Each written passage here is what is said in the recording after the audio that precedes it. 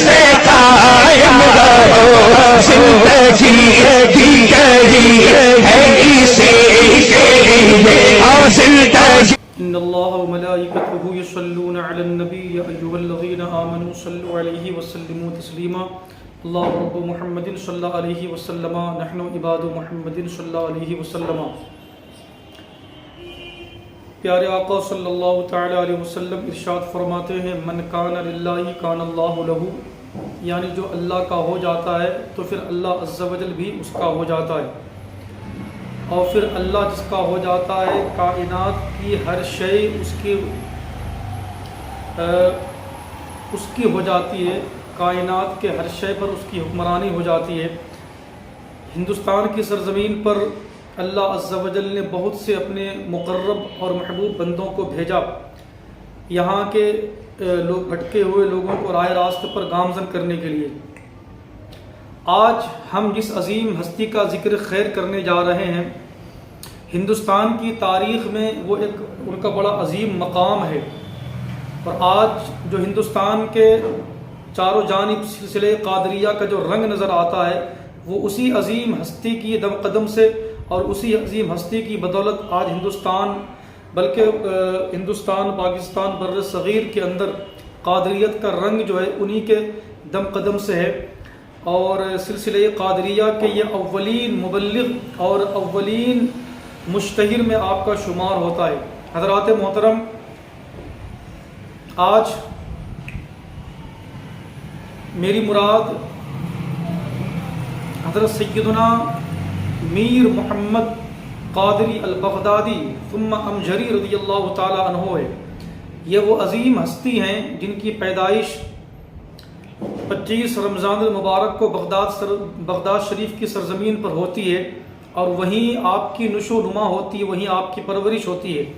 آپ کے والد ماجد حضرت شمس الدین قادری درویش رضی اللہ تعالی عنہ جو سرکار غوث اعظم کے 11ویں پشت میں ہیں، ان کا بڑا اونچا مقام تھا، اور سرکار غوث اعظم کے آستانے کے یہ سجادہ نشین اور متولی بھی تھے۔ حضرات محترم، ایسے ماحول میں میر سید محمد قادری بغدادی رضی اللہ تعالی عنہ کی پرورش ہوئی۔ میر سید محمد قادری رضی اللہ تعالی عنہ کو دنیا سیدنا اور سید الہند کے نام سے بھی جانتی اور پہچانتی ہے۔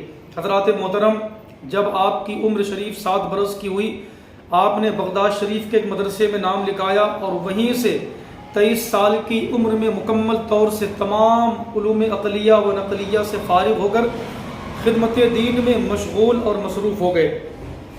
آپ ذرا دیکھیں، علامہ سعدی شیخ سعدی فرماتے ہیں کہ بزرگی کے آثار بچپن سے ہی ظاہر ہونے لگتے ہیں۔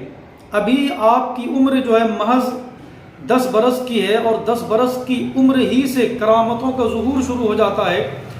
آپ دیکھیں کہ 10 برس کی عمر میں آج کل کے بچوں کو کوئی شعور نہیں ہوتا، لیکن 10 سال کی عمر میں سید الہند میر سید محمد قادری رضی اللہ تعالی عنہ کے کشف کا یہ عالم ہے، اور آپ کی کرامتوں کا یہ حال ہے کہ محض 10 سال کی عمر میں آپ بغداد کے قبرستان میں تشریف لے گئے۔ آپ کے ساتھ کچھ اور لوگ بھی تھے۔ آپ جب قبرستان میں چلتے، چند قدم چلتے تو رونے لگتے، پھر کچھ قدم اور آگے بڑھتے پھر ہنسنے لگتے۔ لوگوں نے عرض کی حضور یہ کبھی رونے اور کبھی ہنسنے کا سبب کیا ہے؟ میر سید محمد قادری رضی اللہ تعالی عنہ فرماتے ہیں کہ جب میں اپنے کسی مسلمان بھائی کو قبر میں عذاب قبر میں مبتلا دیکھتا ہوں تو میں رونے لگتا ہوں، اور جب میں اپنے کسی مسلمان بھائی کو قبر میں اچھی حالت میں دیکھتا ہوں تو میں ہنسنے لگتا ہوں۔ ذرا قربان جائیں کہ 10 سال کی عمر میں قبر کے حالات سے مکمل طور پر واقف ہو رہے ہیں، اور قبر میں مردوں پر کیا ہو رہا ہے کیا نہیں ہو رہا ہے اس کے بارے میں بھی آپ کو مکمل طور پر خبر ہے۔ تو ذرا آپ اندازہ لگائیں، یہ تو بغداد کے محمد قادری کے علم غیب کا یہ عالم ہے، تو پھر مدینے کے محمد عربی صلی اللہ تعالی علیہ وسلم کے علم غیب کا کیا عالم ہوگا؟ حضرات، یہی 10 سال کی عمر ہے۔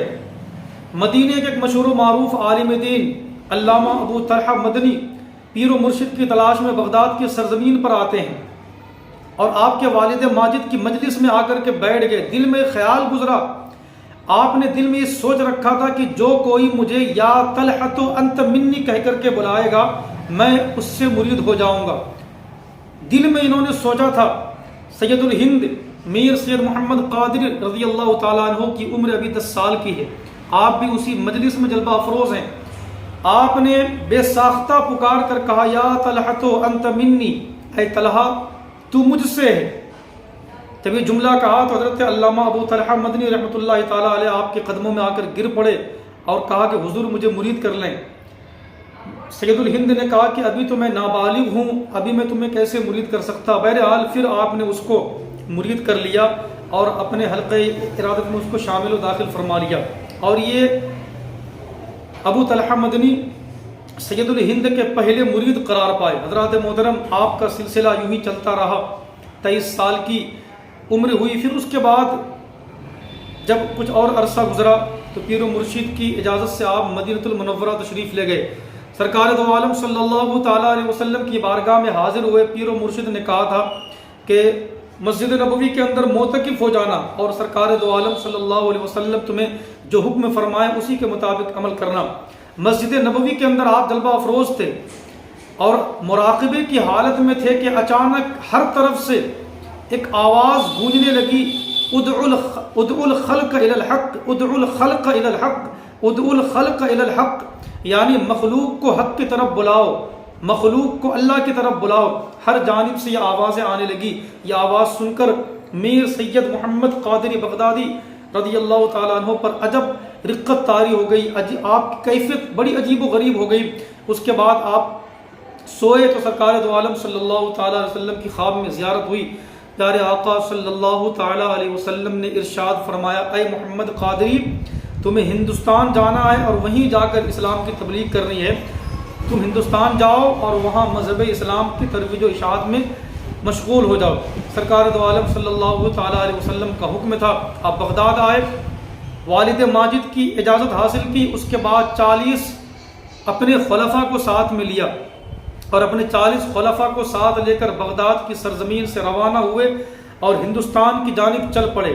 ذرا غور تو کریں، یہ سید الہند میر سید محمد قادری یہ ان عظیم بزرگوں میں سے ہیں کہ جو اپنی مرضی سے ہندوستان نہیں آئے بلکہ انہیں خود میرے آقا نے انتخاب کیا، میرے آقا نے چن کر کے دعوت و تبلیغ کے لیے ہندوستان کی سرزمین پر بھیجا۔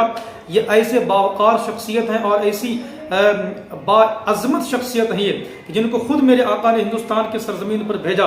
بہرحال میر سید محمد قادری کا سفر جاری ہوا۔ افغانستان کے راستے سے آپ ملتان کی سرزمین پر آئے، وہاں کچھ روز قیام فرمایا، بہت سارے بزرگوں سے ملاقات ہوئی آپ کی۔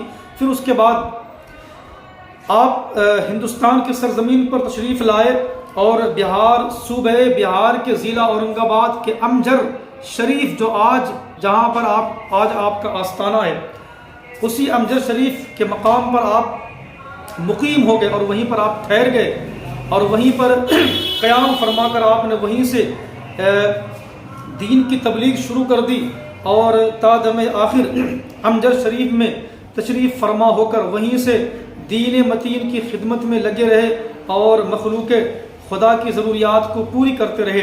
حضرات محترم، یہ میر سید محمد قادری رضی اللہ تعالی عنہ کا بڑا اونچا مقام ہے۔ فارسی مورخ علامہ شیرازی لکھتے ہیں کہ عبادت و ریاضت کا یہ عالم تھا کہ یہ کبھی بھی فرائض تو فرائض، نوافل اور سنت غیر موقدہ میں بھی کبھی کوتاہی نہیں برتتے تھے۔ یہ آپ کی تقوی و طہارت اور آپ کی عبادت و ریاضت کا معاملہ تھا۔ بہرحال سرکار دو عالم صلی اللہ تعالیٰ علیہ وسلم کی اجازت سے اور غوث اعظم کے اشارے سے آپ ہندوستان کی سرزمین پر تشریف لائے اور بہار کے اورنگ آباد ضلع میں، جو اورنگ آباد سے تقریباً 40 کلومیٹر کی دوری پر امجر شریف ایک بہترین علاقہ ہے، وہیں پر آپ قیام پذیر ہوئے اور تادم آخر وہیں پر رہ کر کے آپ نے دین کی خدمات انجام دی اور آخر کار 1 ربیع الاول 940 ہجری کو آپ اس دنیا سے وصال فرما گئے۔ سرکار دو عالم صلی اللہ تعالیٰ علیہ وسلم کا یہ فرزند سرکار غوث اعظم کے فیوز و برکات کو قادری فیضان کو پوری زندگی عوام الناس میں بانٹتے رہے۔ مؤرخین نے لکھا ہے کہ یہ وہ اولین بزرگ ہیں جو سرکار غوث اعظم کے فیضان کو لے کر اور سلسلے قادریہ کی ترویج و اشاعت میں آپ کا اہم کردار ہے اور اہم رول ہے۔ یہ اور بات ہے کہ حضرت کی ذات پر بہت کم گفتگو ہوئی، لیکن جو مؤرخین ہیں وہ آپ کے حالات سے اچھی طرح سے واقف ہیں۔ حضرات محترم، ذرا غور کریں کہ کتنا اونچا مقام تھا۔ امجد شریف کے تعلق سے ہمارے اکابرین علماء نے اپنے بہترین تاثرات بھی پیش کیے ہیں۔ مفتی شریف الحق امجدی صاحب ہوں، چاہے وہ علامہ ارشد القادری صاحب ہوں، چاہے وہ احمد مصباحی صاحب ہوں، ان سب کی تحریریں موجود ہیں، اور امجد شریف کے تعلق سے ان سب کی جو ہے گراں قدر تاثرات بھی موجود ہیں۔ حضرات محترم، آپ اس ایک جملے سے اندازہ لگا سکتے ہیں کہ امجد شریف یہ وہ کیسی عظیم دھرتی ہے کہ جن کے تعلق سے علامہ ارشد القادری رحمۃ اللہ تعالیٰ علیہ فرماتے ہیں کہ امجد شریف ہندوستان کا بغداد ہے، ہندوستان کا بغداد۔ جسے بغداد کا لطف اٹھانا ہو وہ امجد شریف چلے جائیں اور وہاں میر سید محمد قادری بغدادی رضی اللہ تعالیٰ عنہ کے روضے پر حاضری دیں تو یقیناً آپ کو بغداد کا لطف آئے گا، اور سلسلہ قادریہ کا جو فیضان ہے وہاں پر آپ کو بخوبی نظر آئے گا۔ حضرات محترم، اللہ تبارک و تعالیٰ میر سید محمد القادری بغدادی رضی اللہ تعالیٰ عنہ کے مزار پر انوار پر بے شمار رحمتوں برکتوں کا نزول فرمائے، اور ان کے صدقے سے اللہ تبارک و تعالیٰ ہم گنہگاروں کی مغفرت فرمائے، اور ان کے نقش قدم پر ہم سبوں کو چلنے کی توفیق و رفیق عطا فرمائے۔